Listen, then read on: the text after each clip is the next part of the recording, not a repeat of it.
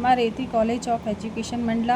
मेरा नाम प्रीति नंदा है और मैं आज आपको दिल्ली सल्तनत के बारे में कुछ बताना चाहती हूँ। दिल्ली सल्तनत मध्यकालीन भारत का एक प्रमुख इस्लामी साम्राज्य था जिसने 1206 से 1526 ईस्वी तक लगभग 350 वर्षों तक भारतीय उपमहाद्वीप के बड़े हिस्से पर शासन किया।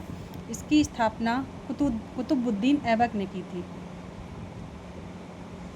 इस काल में दिल्ली को केंद्र मानकर मुख्य रूप से 5 राजवंशों ने शासन किया। दिल्ली सल्तनत के प्रमुख राजवंश।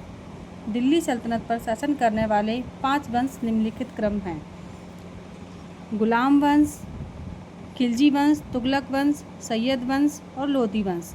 गुलाम वंश 1206 से 1290, खिलजी वंश 1290 से 1220, तुगलक वंश 1320 से 1414, सैयद वंश 1414 से 1451 और लोधी वंश 1451 से 1526। दिल्ली सल्तनत के प्रमुख राजवंश। सबसे पहले अपन गुलाम वंश के बारे में जानते हैं। 1226 से 1290 ईस्वी। इस वंश की स्थापना कुतुबुद्दीन ऐबक ने की थी। वह मोहम्मद गौरी का गुलाम था, इसलिए इस वंश को गुलाम वंश के नाम से जाना जाता है। इसके बाद आते हैं अपन खिलजी वंश के बारे में। इस वंश की स्थापना जलालुद्दीन खिलजी ने की थी। खिलजी वंश के सबसे प्रतापी और शक्तिशाली शासक अलाउद्दीन खिलजी थे। दिल्ली सल्तनत के प्रमुख राजवंश। थर्ड राजवंश है तुगलक वंश, जो कि 1320 से 1414 ईस्वी तक चला।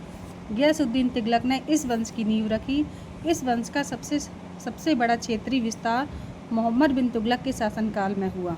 वह अपनी योजनाओं जैसे राजधानी परिवर्तन, तांबे के सिक्के जारी रखना के लिए इतिहास में जाने जाते हैं। उसके बाद फिरोज शाह तुगलक ने कई नहरें और जनहित के कार्य करवाए। नेक्स्ट दिल्ली सल्तनत के प्रमुख राजवंश। चौथा राजवंश था सैयद वंश, 1414 से 1451 ईस्वी। इस वंश की स्थापना खिज्र खां ने की थी। तैमूर के आक्रमण के बाद दिल्ली की सत्ता छिन्न भिन्न हो गई, जिसे संभालने के लिए इस वंश के शासकों ने काम किया। इसके बाद आते हैं लोधी वंश। यह दिल्ली सल्तनत का अंतिम राजवंश था और यह अफगान मूल का था। बहलोल लोदी ने इसकी स्थापना की थी। Thank you.